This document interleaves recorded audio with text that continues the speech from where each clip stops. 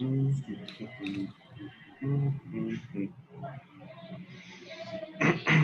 bien, entonces, ahora sí, ya vamos a arrancar. Entonces, muy buenos días para todos. Bienvenidos al Club de Revista de los Servicios de Reumatología de la Universidad Pontificia Bolivariana y del CES. Normalmente en el Club de Revistas estamos varios reumatólogos para hacer la discusión. Normalmente nos acompaña el doctor Sebastián Herrera, que es médico internista y reumatólogo y trabaja en el Hospital General de Medellín, en AR Médica y en su consulta particular, y es autor de las guías de lupus de PALNAR, de la Dirección Panamericana de Lucha contra el Reumatismo. El doctor tiene algunas dificultades técnicas el día de hoy y no nos puede acompañar. También nos acompaña, como siempre, el doctor Carlos Jaime Velázquez Franco. El doctor Carlos Jaime es médico internista, reumatólogo, es el jefe del servicio de medicina interna y es el jefe del servicio de reumatología de la Universidad Pontificia Bolivariana. Y él pues, es uno de los digamos que de los fundadores del Club de Revistas.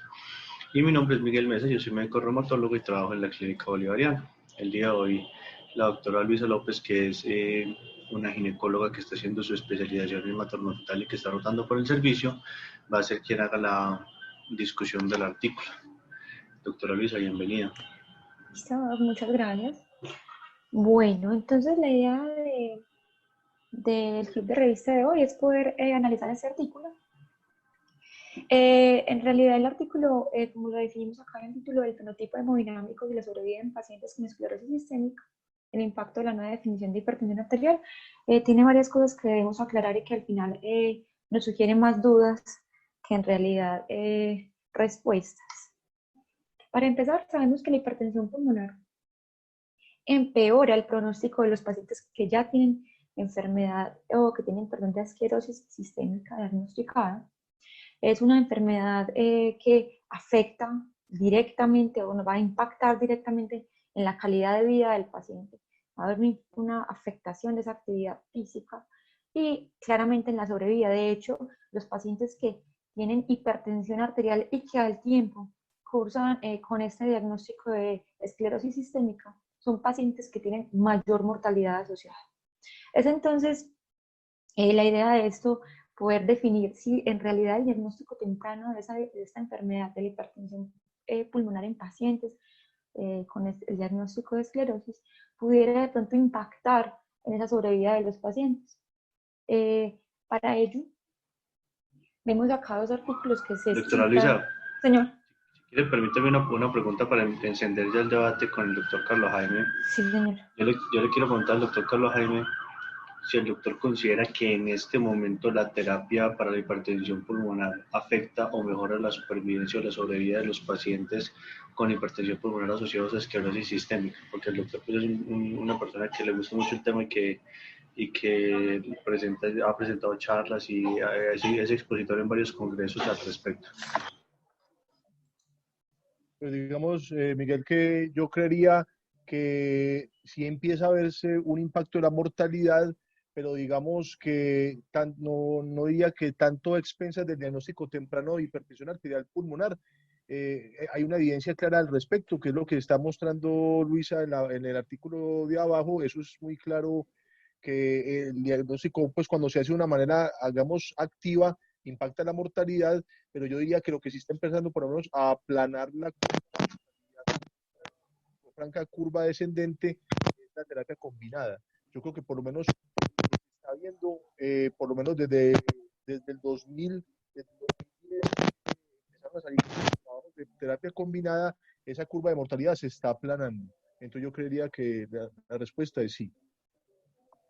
Muy bien, entonces esas son las cosas, pues que es que el problema es que el pronóstico de la hipertensión pulmonar asociada a esclerosis sistémica es de los más pobres que hay, tiene un muy mal pronóstico. Entonces, antes los pacientes tenían mortalidad por una complicación que era la crisis renal, pero ahora la esclerosis tiene como principal causa de mortalidad la hipertensión pulmonar. Ahora sí, doctora Luisa, podemos continuar.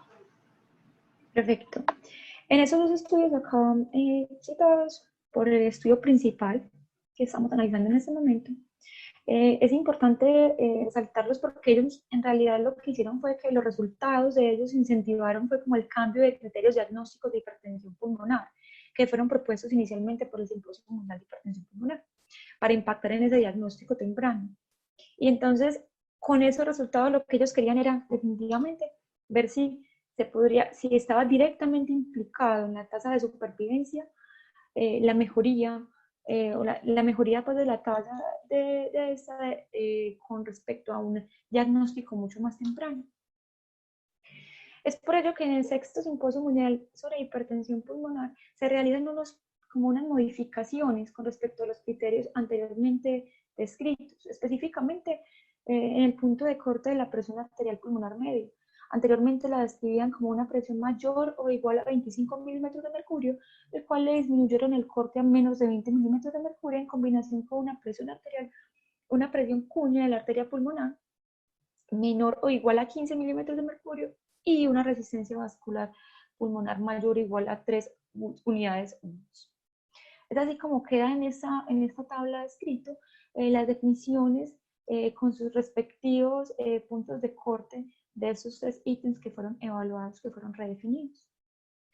El objetivo del estudio entonces es analizar el impacto de esa nueva definición hemodinámica de hipertensión pulmonar que les acabo de mostrar en una corte de pacientes que tenían ya diagnosticado esclerosis sistémica y que fueron remitidos a 2 centros de hipertensión pulmonar.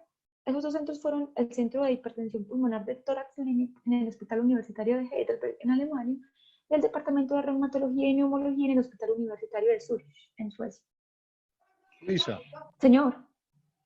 Suiza. Señor. Sí, aló. No es Suecia, sino Suiza. Es Suiza, doctor, qué vergüenza con usted, me perdona. Fue el corrector. Fue el corrector, yo lo tenía súper claro. y además el profe con la G me diciendo Suiza, y yo, Luisa, pero ¿por qué le está llamando tanto la atención? Es que Luisa, y yo, Suiza. Es Luisa, yo también pensé que me estaba regañando. Doc, ay, disculpa.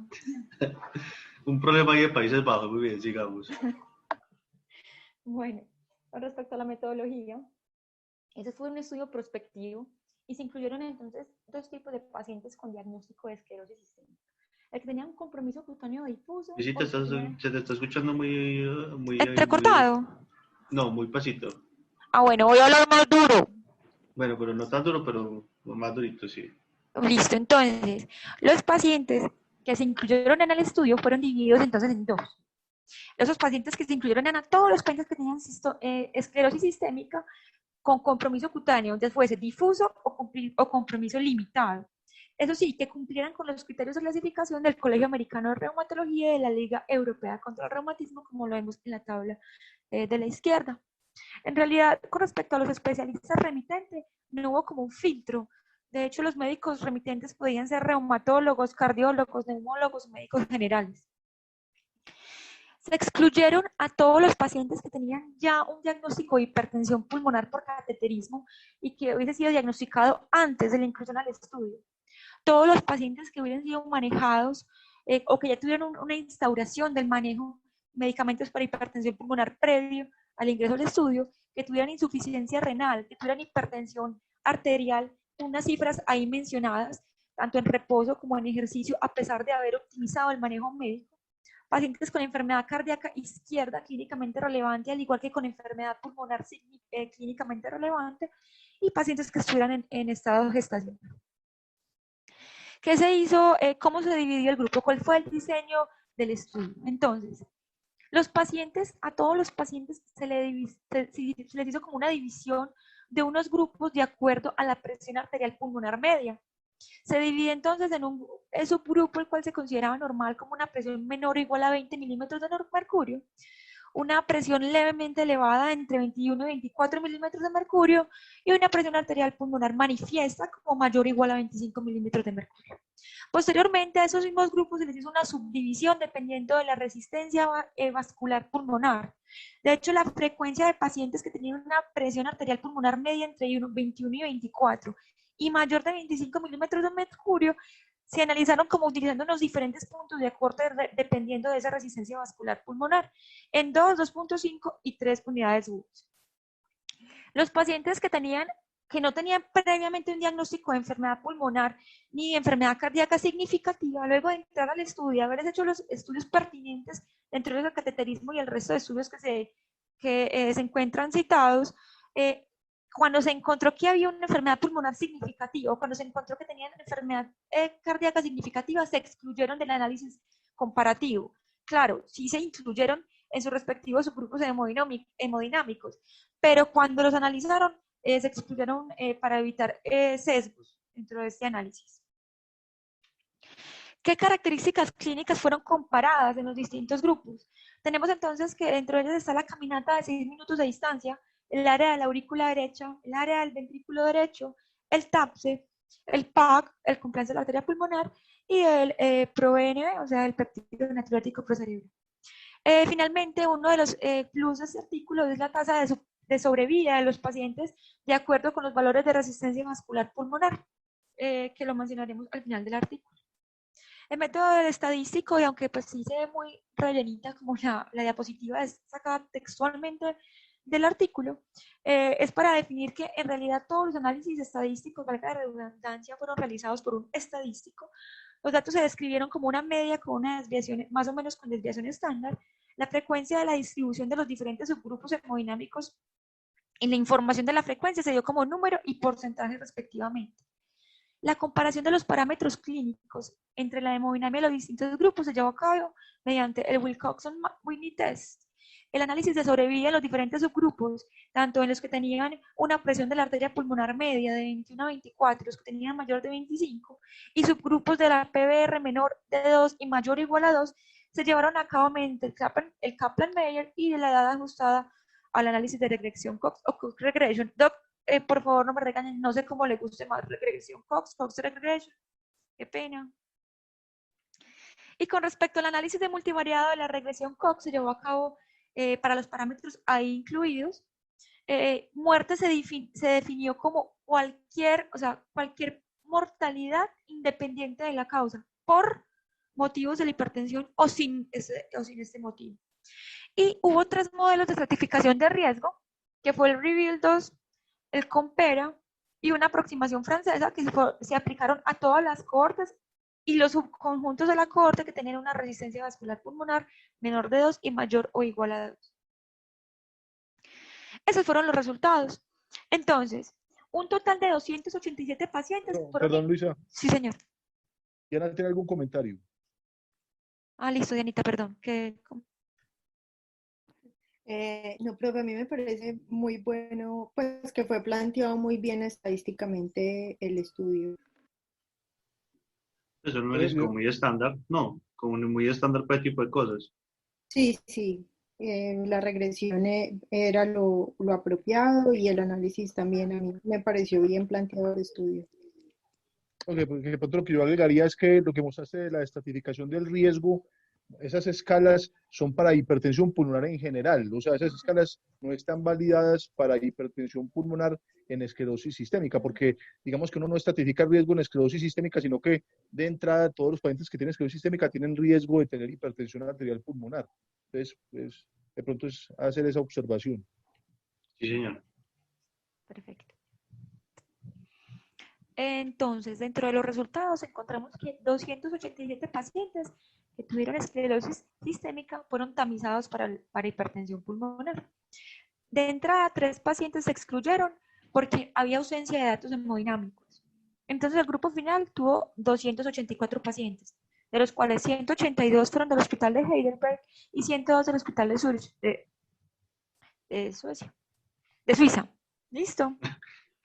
Le vas a hacer dar un Lo voy a infarto ver. de lo que Dios mío, mi nota. De los pacientes incluidos en el estudio en enfermedad pulmonar o cardíaca derecha, ya dijimos que habían sido excluidos previamente. Sin embargo, hubo 36 pacientes que dentro de la realización del cateterismo se encontró 36 con alteración cardíaca o pulmonar, 6 eran enfermedad pulmonar y los otros restantes, o sea, los otros 26 eran pacientes que tenían enfermedad cardíaca. Esos pacientes fueron los que se excluyeron del análisis. Devuélvete un momentico, Lisa. Sí, eso, devuélvete. Hay varias cosas que llaman la atención ahí. Pues lo primero es que llama la atención que en el grupo normal, aún en el grupo normal, hay pacientes que tienen aumento de la resistencia, que tienen más de 3 unidades UTS, que fueron pocos, pero hay un porcentaje. O sea que aún con o sea, en teoría, si usted para tomar la resistencia o las unidades, los pacientes con más de 3 unidades UTS, como el grupo con mayor riesgo, pues que es lo que plantean ellos acá, que desde 2 unidades ya empieza a estar la cosa mal, aún habría un porcentaje que de entrada estamos asumiendo que nunca lo vamos a poder diagnosticar, por lo menos no de forma temprana, que están en ese grupo. Entonces, eso es interesante porque evidentemente pues hay personas que tienen compromiso extenso, pero a mí me llama mucho la atención que aún en población que tenía una presión arterial pulmonar normal, ya aumenta la resistencia. Profe, ¿qué nos iba a decir? A mí me llamó la atención fue en el grupo entre 21 y 24, pues que creo que en parte se puede correlacionar mucho con los desenlaces del estudio, es que miren que entre 21 y 24, que según la definición actual tendrían hipertensión arterial pulmonar, miren que la mayoría, 50 pacientes, tenían menos de 3 unidades UD. O sea que en general solamente una minoría tendría más de 3 unidades. Entonces eso también es muy, muy llamativo, que teniendo ese borderline, pues digamos entre 21 y 24, la mayoría de sus pacientes de 55 o 50 tienen menos de 3 unidades. Y la otra cosa es que eh, miren que realmente hay un problema y a veces uno tiende a sobresimplificar y la gente dice, no, pidámosle, la ecocardio tiene hipertensión pulmonar, arránquele tratamiento. Pero miren cómo incluso en los grupos, en el grupo de presión moderada, pues que son 20-21, hay un 3,6% y un 5,5% de enfermedad pulmonar intersticial. Y el problema de la esclerosis es esa, que el paciente puede hacer compromiso por todos los tipos de hipertensión pulmonar, una hipertensión pulmonar primaria, un compromiso cardíaco de la esclerosis que no es un tema baladí y que se produce con más frecuencia de la que uno realmente lo diagnostica que lo puede presentar o la enfermedad pulmonar que se produce de enfermedad regular. Y miren que esos datos son todavía más llamativos en los pacientes que tienen una hipertensión franca, que es 25 milímetros, que tampoco es una hipertensión, pues que no digo una hipertensión bestial de las que uno ve a veces en ecocardios. Entonces, eso sea una salvedad y es que todo paciente con hipertensión pulmonar deberá ser llevado a cateterismo pulmonar para clasificar. Y no solamente eso, sino porque si usted, por ejemplo, tiene una tipo 3 y la trata con terapia para una tipo 1, eso puede ser deleterio para la hipertensión pulmonar. No sé, profe, ¿usted qué opina de eso? Pues como de esos datos, porque a mí me llamó la atención que siempre había, por lo menos, hay un porcentaje que es importante que le recalca a uno la importancia del cateterismo. Sí, de acuerdo, Miguel. De pronto complementando es que cuando uno lo lleva pues a frecuencia, es que cuando uno supone, porque tiene por ejemplo una presión sistólica de la pulmonar por ecocardio alta, incluso poner un punto muy alto de 50 milímetros de mercurio, cuando lo llevan a cateterismo, el 50% de esos pacientes no tienen nada, no tienen hipertensión arterial pulmonar, ni siquiera poscapilar. Entonces, creo que es de acuerdo en que el cateterismo cardíaco derecho es fundamental. Doctora Luisa, continuamos. Perfecto. Bueno, esta es una tabla entonces en donde se comparan con las características demográficas de los pacientes.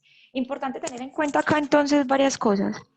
Llama la atención el 81% de las mujeres, perdón, el 81% del género fue femenino, que pues lo esperaban estos pacientes. La edad de cohorte fue de 58.3 más o menos 12.7 años. Los pacientes que se dividieron en los dos subtipos de esclerosis, vemos entonces como la difusa tenía un 50.7% versus la limitada del 49.3%. Un 29.3% de los pacientes tuvieron úlceras digitales. Y con respecto a la caminata de 6 minutos, hubo entonces como una media de 443.6 minutos. Y lo más importante es... ¿Qué? 443 metros. Metros, por eso, metros. Y finalmente, la clasificación de Esterhus, la clase funcional. ¿Qué pasa con esto? En realidad, el 51% de los pacientes tuvieron clase funcional 2, que fue la gran mayoría de los pacientes incluidos en el estudio. el 28% clase funcional 3 y pues una minoría del 0.8 clase funcional 4. ¿Algo más que Pero agregar? eso también recalca varias cosas. Lo primero es que la clase funcional no estaba clara y de manera franca comprometida. Miren que un porcentaje casi pues, 70, un poquito más, eh, tenía clase funcional 1 o 2. La otra cosa es que medir la caminata de 6 minutos o medir la clase funcional no siempre es fácil en los pacientes con esclerosis, porque el paciente tiene compromiso pulmonar que limita el desempeño, compromiso articular que limita el desempeño. ¿Y usted por qué le llamó la atención? ¿Por qué es importante lo de las úlceras digitales? A Dianita. No, a usted, no se haga la loca. Pues no sé específicamente por el compromiso periférico. Por las terapias, porque usted los trata con Bosentan, usted los trata con sildenafil, que es mucha terapia que también se utiliza para hipertensión pulmonar, entonces eso podía implicar que ya estuvieran en tratamiento para hipertensión pulmonar sin darse cuenta. Y la otra cosa, profe, yo no sé, pues, que a uno le llama la atención, es que toda la vida le han dicho a uno pues, que los pacientes con forma limitada son los que hacen hipertensión pulmonar, pero en un par de centros de referencia, el porcentaje de compromiso difuso fue un componente muy alto, ¿no? Sí, claro, por eso, digamos que tal vez en esta complicación orgánica, pues digamos que por eso es que todos los pacientes con esclerosis sistémica están en riesgos independiente como del subtipo cutáneo. Lo otro también es que, eh, porque normalmente, ¿qué pasa en la vida real? La mayoría de los pacientes están en clase 3 o 4.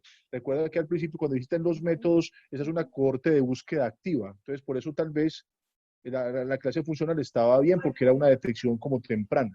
Y también lo otro es que, pues en nuestro medio, nosotros tenemos un trabajo de hace mucho tiempo, como en 5 años, como 80 pacientes de esclerosis sistémica, en el Pablo Tobón en la clínica, donde solamente el 25% de las historias tenían el registro de la clase funcional. Y esa es una variable, pues, fundamental. Y lo otro es que, en general, también lo otro importante es en la parte de abajo, es el NT-proBNP. Mira que en general eso está muy elevado y por eso es que es una herramienta muy útil de tamización en esos pacientes, porque si el solo hecho de que esté 1.5, pues más de 1.5 veces el límite superior, eso ya, independiente de lo otro, obliga al paciente a llevar a cateterismo derecho.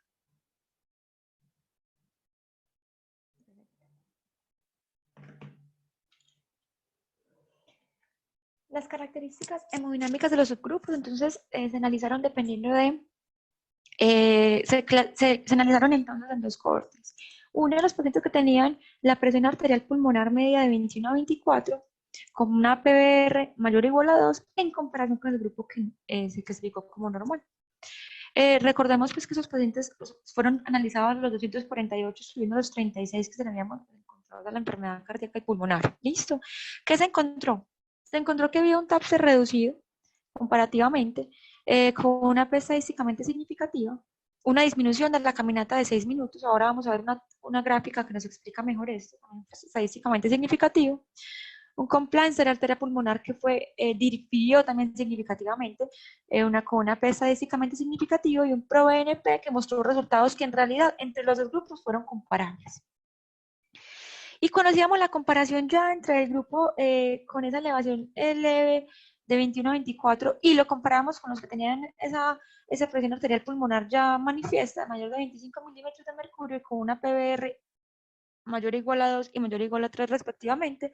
Se encontró que el PAC difirió significativamente entre ambos, estadísticamente igualmente significativo. La aurícula derecha difirió entre ambos, y acá sí el ProBNP fue significativamente más alto en el grupo con la hipertensión pulmonar manifiesta, en comparación ahora cuando comparamos los 2 grupos del leve y la hipertensión leve y normal.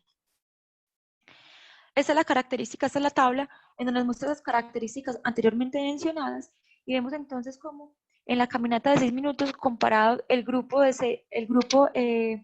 normal, que clasificaran normal, el que íbamos a controlar con respecto a los otros 2 grupos, tenemos entonces esa diferencia de 403 metros.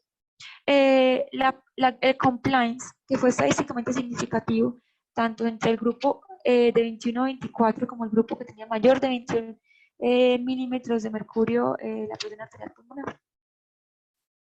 No sé si quieren comparar algo más o decir algo más de esta tabla, doctores. Y lo que dice el profe Carlos Jaime, que cuando ya el paciente migra hacia el grupo de hipertensión pulmonar franca, ya la clase funcional dominante cambia un poquito y se domina más la 3. Pero aún así, uno dice que es muy fácil, pero realmente uno no, pues realmente no es tan fácil porque cuando usted tiene el paciente, ahora un paciente con esclerosis y puede sacar la prueba, la clase funcional, si el paciente está muy limitadito, es a veces complicado. Porque, perdón Luisa, lo Sí, otro, perdón. no, sino que, pues digamos que yo me haría como dos preguntas. Una de las preguntas que uno se haría es, uy, si yo tenía el punto de corte de 25, ¿cuántos dejé de diagnosticar? Al parecer no son muchos, ellos lo ponen en alguna referencia y yo revisé hace poquito el tema y no hay mucha diferencia en cuanto al diagnóstico de la medida de la arteria pulmonar. Pero mira que aquí lo importante es que esos de entre 21 y 24 que tienen resistencias D2, pues tienen disfunción ventricular, tienen mala compliance pulmonar, caminan menos, o sea que es un grupo que tiene como impacto hemodinámico comparados con los de hipertensión pulmonar manifiesta. O sea que vale la pena diagnosticarlos porque se empiezan a comportar mal hemodinámicamente. Perfecto. Esta gráfica fue la que les mencioné. Vemos entonces que los pacientes que tienen un Luisita, hija, yo tienen no sé si es que estás con el micrófono, Ay, lo cogió el gato y está corriendo, pero te volviste ahí. hola, ay, Ahora, mejoró. sí, no tiene que estar intraglótico, puede estar un poquitico más separadito. Listo. Esta es la gráfica que les estaba mostrando ahora. Listo. Que les estaba, perdón, comentando. Vemos entonces como los pacientes que tienen una presión arterial pulmonar media de 21 a 24 con una PVR mayor o igual a 2 UTS, unidades UTS, mostraban una menor caminata en los 6 minutos que los pacientes que tenían comparativamente que los pacientes que tenían una presión arterial pulmonar menor o igual a 2. Y esto fue Aún, estadísticamente aún, a aún, los, 20. aún los pacientes de 20, cuando ya tenían más de 2 unidades Wood, les iba peor. Sí, les decía peor. Yo dije mejor. No, que estoy haciendo la salvedad de que Ah, eso perdón. fue tan importante que aún en los pacientes que supuestamente no deberían tener bajo ningún motivo hipertensión pulmonar, si tienen más de 2 unidades Wood, pueden tener peores desenlaces. Profe, ahí pareciera que la variable que tuviera más impacto no es tanto la presión arterial pulmonar media, sino las unidades Wood. A mayor unidad Wood tiene mayor impacto en los dos desenlaces que están mirando ahí. Sí, digamos que es digamos que la pregunta que uno se tiene que hacer ahí es que yo incluso lo dejo para que el profe me haga la discusión ahí, el que opina. Si será que de pronto el marcador de el aumento de la resistencia vascular por el aumento de las unidades Wood es un marcador más sensible o mucho más temprano de ese proceso fisiopatológico que es la hipertensión pulmonar que aún la misma elevación de la presión de la arteria pulmonar.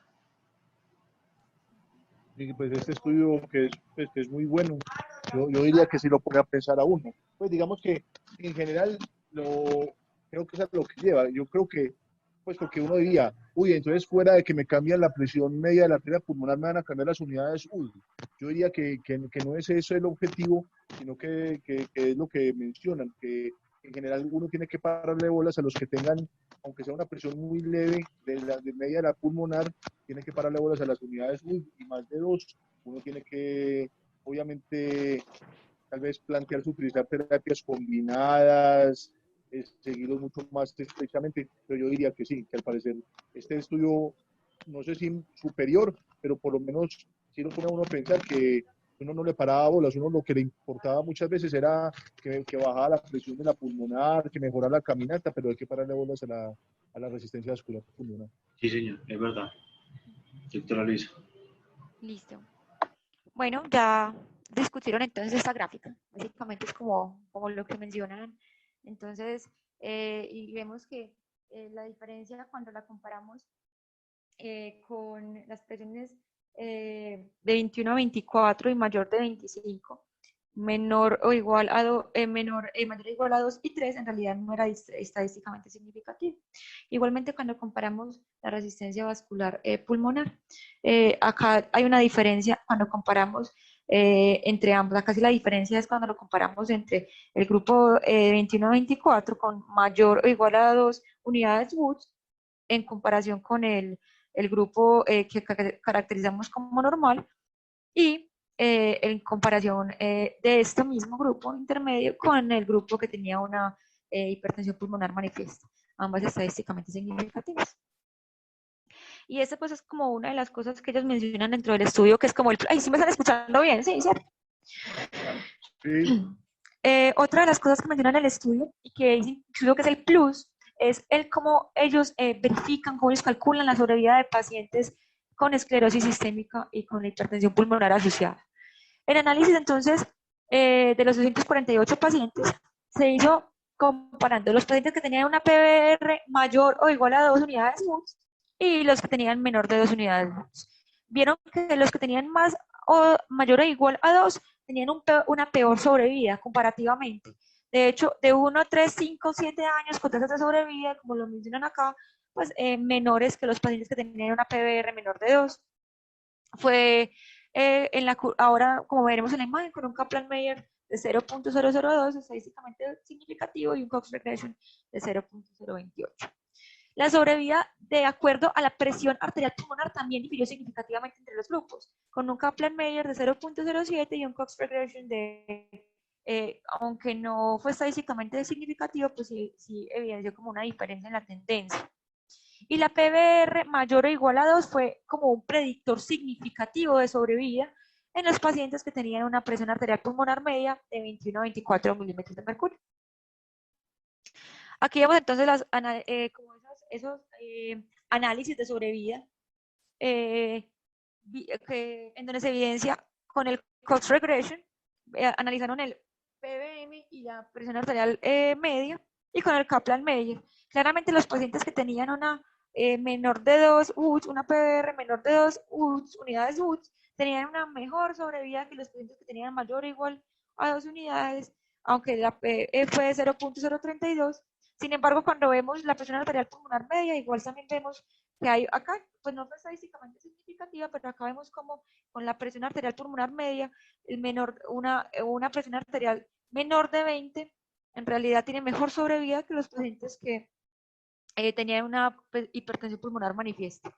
Igualmente, lo vemos en las análisis de Kaplan-Meier con P estadísticamente significativos. No sé qué más tengan que decir acerca de esta gráfica. Yo creo que reitera lo que se ha mencionado, que pues que es muy importante el impacto de la sobrevida de las unidades UTS, y también que miren que esa curva de su sobrevida entre 21 y 24 y 25 pues es muy similar, o sea que definitivamente hay que pararle bolas a esas dos variables hemodinámicas, y sobre todo a la resistencia vascular pulmonar. Con respecto a los modelos de estratificación del riesgo que dijo entonces usted, doctor, en realidad la idea de los modelos de estratificación de riesgo es como poder evaluar esa sobrevida de los pacientes, pero la cosa es que, como usted lo menciona, clasifica son los pacientes que tienen hipertensión pulmonar en general. Existen varios registros, varios scores o varias escalas que han sido pues como se han desarrollado para llevar a cabo como la implementación o para poder utilizar como esas variables, esos parámetros basales y poder definir un riesgo. En este estudio entonces se realizó el REVEAL 2. Adicionalmente también se sacó el score de riesgo Compera y el francés. Estos dos, como lo vemos en la tabla derecha, en realidad se derivan de la guía ESC-IRS. Y cuando analizan esas escalas de estratificación de riesgo, dividiendo en las dos cohortes, como ese punto de corte de una PVR menor de 2 y una mayor o igual a 2, la escala REVEAL ve en realidad que ambas cohortes en realidad tienen una diferencia significativa en sobrevida cuando se aplica este score. Con respecto al Compera, no se evidenció una diferencia significativa en los pacientes que tenían una PVR menor de 2, pero sí en los pacientes que tenían una PVR mayor o igual a 2. Y con respecto a la aproximación francesa, pues no mostró diferencia significativa en los países que tenían una PBR menor de 2, tampoco fue significativo en los países que tenían una PBR mayor o igual a 2, pero tenía como una tendencia a tener como pues, a ser significativo cuando se aplicaba este score de riesgo.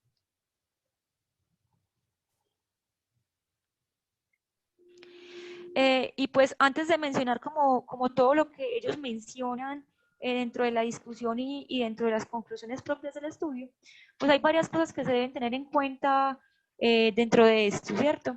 Y es que en realidad ese es el primer estudio, como lo mencionan ellos, en donde se demuestra que los pacientes con hipertensión pulmonar leve, sin enfermedad pulmonar significativa o cardíaca, ya tienen una enfermedad vascular pulmonar clínicamente significativa. O sea, ellos plantean la duda de, ¿será que en realidad se está llegando tarde al diagnóstico? ¿Será que se pueden implementar algunas medidas dentro de esa clasificación que nos pueda ayudar a llegar más rápido al diagnóstico y por ende impactar más rápido con los medicamentos? Algo importante es que la nueva clasificación propuesta en ese sexto simposio no tuvo un impacto significativo cuando se reclasificó en la corte del estudio de los pacientes que tenían como una presión arterial pulmonar media de 21 a 24, porque solamente 4 de esos pacientes fueron reclasificados como hipertensión pulmonar. Entonces, acá la discusión básicamente es que ese estudio documenta la reducción en sobrevida y la asociación que tiene con el PBR como un predictor pronóstico independiente. De hecho, los pacientes con una presión arterial pulmonar media 21-24, con una PBR mayor o igual a 2, ya tienen alteración en la capacidad de ejercicio, en la función sistólica del corazón y en el compliance de la arteria pulmonar. El desempeño en el ejercicio y la función sistólica del corazón derecho puede estar ya alterada con un leve aumento de PBR y aún tener un tamaño de corazón derecho normal, un volumen sistólico y una ProBNP normal. Por tanto, lo que se propone en la actualización es como en la actualización de la definición de hipertensión pulmonar es disminuir ese umbral de la PBR, puesto que este valor por sí solo puede permitir que no se haga un diagnóstico temprano. El PBR mayor o igual a 3 no permite un diagnóstico temprano de hipertensión pulmonar y se asocia con una marcada reducción de la sobrevida a largo plazo en el paciente con esclerosis sistémica. Claramente algo que era dentro de las implicaciones clínicas que relataba el artículo, fue una de las preguntas que el doctor Miguel hizo al inicio, y es entonces, hasta el momento no se tienen suficientes datos para poder decir, bueno, y si lo hacemos más temprano, si el diagnóstico se hace más temprano, entonces va a impactar la sobrevida en realidad en el manejo temprano, que fue lo que responde el doctor, que en realidad, pues que la terapia combinada puede aplanar la curva en la sobrevida. Entonces eso como que nos ayuda a responder un poco como esta respuesta. No sé qué más tengan ustedes con respecto a la Pues, lo que pasa es que, digamos que cuando uno mira esto, si nos vamos a poner un poquito filosóficos, la conclusión es que el presente es una ficción. O sea, y todo lo que está en el presente es por definición también una ficción. Nuestras definiciones de lo que es normalidad es simplemente un consenso que hacemos definiendo lo que es, consideramos que es normal y lo que es anormal. Con hipertensión pulmonar se ha conocido mucho, se ha mejorado mucho en su diagnóstico y aún en todos los tipos de hipertensión pulmonar ha bajado. Llama muchísimo la atención que en este estudio lo que nos está mostrando es que hay un subgrupo de pacientes muy grandes con 2 unidades WUT en adelante, que es toda una unidad WUT de diferencia con respecto a lo que dicen, que tienen desenlaces peores. Y estamos hablando de sobrevida, estamos hablando de desenlaces duros. O sea, estamos hablando de que a esos pacientes les va peor y les va peor en serio. Entonces, lo que nos está diciendo eso es que tenemos que redefinir nuestra normalidad y que tenemos que hablar de la presión arterial pulmonar y de las unidades WUT. Y lo que es todavía muchísimo más grave es que lo que tú dices, en el estudio le hicieron solamente 4 pacientes, o sea, eso fue como el 5% de la población, un porcentaje muy bajito de pacientes fueron reclasificados por el cambio. Entonces, esa es una de las cosas que es grave porque pues, el profe que lo ha pues, ha leído más estudios al respecto con las charlas que ha preparado en los últimos días, pero a usted le decían, no, pero es que esa nueva clasificación no afecta mucho a la esclerosis sistémica. Pero, oh sorpresa, cuando uno ve este estudio y le dicen, no señores, que la definición de la presión de la arteria de la presión media de la pulmonar puede que no le reclasifique mucho. Pero si usted cambia esa definición de unidades WUT, eso le reclasifica un montón. ¿Cuánto fue el total de pacientes que quedaron reclasificados con eso, Luisa? No. el total de pacientes, o sea, reclasificados 4 sería el 4%, ¿cierto? Pero No, 22 pero esos fueron pacientes reclasificados, exacto. Pero de 21 a 20, o sea, de presión arterial pulmonar media, que tenían 21 a 24 milímetros de mercurio, 22 pacientes, 22 tenían una PVR menor de 2 y solamente el 28%, que vino a ser el 46%, tuvieron mayor o igual a 2 con hija, una presión estás arterial. echando, ¿cómo decir que el 28% que es igual al 28 no, 46%? 28 pacientes, 28 pacientes con PVR Es, mayor o igual a 2, eso con una presión arterial pulmonar de 21 a 24. lo que le deja a usted, lo que le deja a usted es una situación que es complicada, porque lo que usted está diciendo ahí es que nosotros tenemos en ese grupo de pacientes, tenemos un porcentaje muy grande que se reclasificaría con esa nueva definición. Y no es una, ni siquiera es una reclasificación arbitraria, es una reclasificación que está mostrando eso. ¿Por qué se logran esos avances? Pues yo creo que se logran porque ya tenemos centros especializados donde se pueden cortizar pacientes, donde ya los estudios multicéntricos se han vuelto muchísimo más frecuentes. Entonces, pues se puede que la Jaime yo ya le voy a hacer la palabra para que me diga el qué opina, pero antes recoger 100 pacientes de esclerosis sistémica parecía una cosa imposible. Hoy en día le hacen un estudio a ustedes 100 pacientes de esclerosis sistémica fácil por toda esa colaboración internacional. Entonces yo creo que mientras más hemos tenido la disponibilidad de los medios y todo, más hemos redefinido esa normalidad que nosotros creíamos que era con unos valores distintos y hemos encontrado poblaciones que están en riesgo. No sé, profe, ¿usted qué opina de eso? Sí, yo creo que en general el artículo es muy valioso porque digamos que no creo pues por todo lo que se maneja y porque esos esfuerzos de conferencias de NISA y todo eso de simposio mundial de hipertensión pulmonar, pues digamos que el problema es que la mayoría son por hipertensión pulmonar idiopática. Entonces yo creo que llegar a cambiar la definición como ellos lo proponen va a pasar mucho tiempo. Pero ¿qué le dice a uno? Pues yo lo que, digamos, la aplicabilidad que le vería a este estudio es que uno tiene que mirar, o sea, uno a veces, como reumatólogo, uno se fija, tiene más de, digamos que más de 20, actualizando la definición, listo, está actualizado pues ese aspecto. Tiene una cuña menor de 15, perfecto, es precapilar, pero uno rara vez se fija en la resistencia vascular pulmonar. Entonces yo creo que en general lo que es importante es que a ese paciente con que tenga más de 2 unidades, hay que estarlo vigilando, hay que estar haciendo ecocardio más seguido, NT-proBNP, clase funcional, pues estar más pegado porque ese puede ser un diagnóstico precoz. Entonces yo diría que Incluso, doctor, yo le hago una pregunta. Usted tiene un paciente con menos de 15 de cuña, con 20 a 20, pues entre 20 y 25 unidades, o tiene un paciente, por ejemplo, que está incluso normal, pero que tiene más de 3 unidades UTS, ¿usted consideraría empezar el tratamiento o no? yo lo trataría, Miguel, y lo trataría combinado. Muy bien. Y la otra cosa que yo quisiera mencionar, porque es que digamos que los estudios le dicen cosas, pero usted tiene que preguntarse entonces qué él está realmente diciendo más allá. Y es que en todas las enfermedades y en todos los fenómenos de disfunción de órgano siempre hay una cosa que llama ventana de oportunidad. Y es que usted tiene un periodo de intervención en el cual si usted logra quitar la anoxia inicial, el proceso se controla. Eso aplica para falla cardíaca. Si usted controla la falla cardíaca en las fases iniciales puede revertir o controlarse, si no la falla cardíaca generará más falla cardíaca. En otro punto sería cuando usted tiene una falla renal, si usted controla los factores de riesgo, pues logra estabilizar al paciente, pero si no, la falla renal genera más falla renal. E incluso en las enfermedades reumatológicas, usted tiene un periodo de expansión y si usted logra controlar ese periodo de expansión, puede tener una enfermedad distinta o incluso llegar a curas de una R, aunque sea una cosa, por ejemplo, inusual. Se ha visto, pues, y hay personas que si usted les cae muy duro, se mejoran. La pregunta puede ser que le dejo en este estudio es si no será que los pacientes y que todos esos pacientes que nosotros teníamos con hipertensión que no les sirve absolutamente nada, que la hipertensión tiene tan mal pronóstico, que la mortalidad sigue siendo tan alta, es porque nuestra definición de mortalidad, pues de alteración sigue siendo una detección tan tardía que cuando nosotros detectamos a los pacientes ya no hay nada que hacer. Yo no, pues eso yo sí quisiera la opinión del profe, porque uno dice, bueno, ¿qué pasaría que en unos años nosotros empecemos a tener una estrategia mucho más agresiva de tratamiento y con esos pacientes que están en fases tan temprana que de pronto encontremos que es que la ventana de oportunidad es una ventana de oportunidad estrecha, que está muy al principio y que usted los pacientes con hipertensión pulmonar, si los coge cuando están, por ejemplo, incluso con 2 unidades Woods o apenas están elevando pues como toda la resistencia pulmonar, usted puede encontrar una ventana de oportunidad. Yo no sé, profe, si usted opina que eso puede, pues obviamente estamos aquí soñando, pues porque es que eso pueden pasar perfectamente 50 años antes de que llegue, pero uno se pregunta, ¿será que si nos volvemos más estrictos y con el paso del tiempo lograremos encontrar una ventana de oportunidad en hipertensión pulmonar?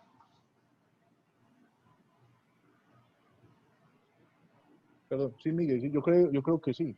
Sino que el problema es que para eso que decís, yo pues estoy de acuerdo y creo que tal vez vaya a cambiar el punto de tratamiento que se llama la resistencia vascular pulmonar y esos puntos, esas hemodinamias tan limítrofes.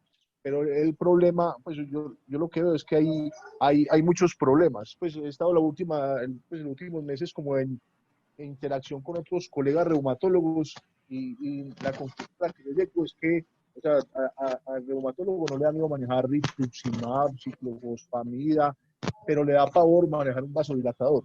Pues a mí eso me parece, tal vez es porque nosotros estamos muy familiarizados con esclerosis y a mí no, pues, y no nos da miedo, pero al 90% de los colegas les da pánico. Entonces, ahí es un problema muy grande porque no va a ser una terapia estándar. Entonces, todo el mundo empieza terapias combinadas en artritis reumatoide, pero en esto a la gente le da miedo, pues no se sienten cómodos, sino que pues creo que es solamente como conocer un poquito la farmacología de los medicamentos, vale la presión al paciente pues para uno atreverse a hacerlo, pues porque el resto no tiene como algún otro, digamos, efecto adverso diferente a un vasodilatador.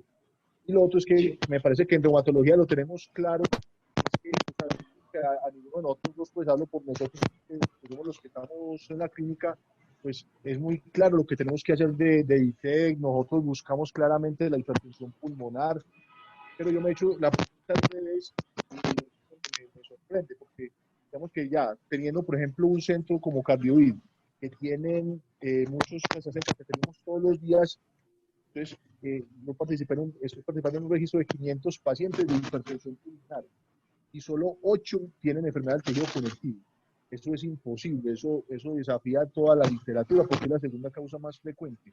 De Ellos hecho, de hecho, tienen una clínica de hipertensión pulmonar de 100 pacientes, como de 120 pacientes y apenas 20 tienen una enfermedad reumatológica. Pues a mí eso me cuesta creerlo porque ellos piensan que la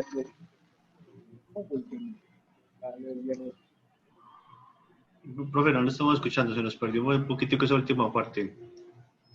que digamos que el problema, ¿me escucha? Sí, ya sí.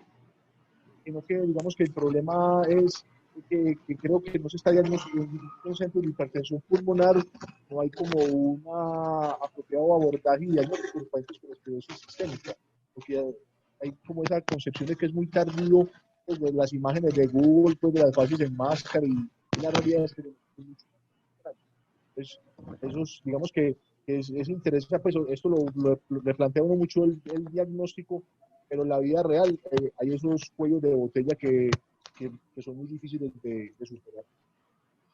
Incluso lo que el profe Carlos Jaime dice es verdad, porque hay estudios que se han hecho en unidades de hipertensión pulmonar, donde cuando un reumatólogo con experiencia en esclerosis reevalúa a los pacientes de hipertensión pulmonar idiopática, hasta un 20-30% pueden ser reclasificados como hipertensión asociada al tejido conectivo. O sea, la semiología a veces es muy sutil y a veces no es como lo pintan y ahí están las cosas.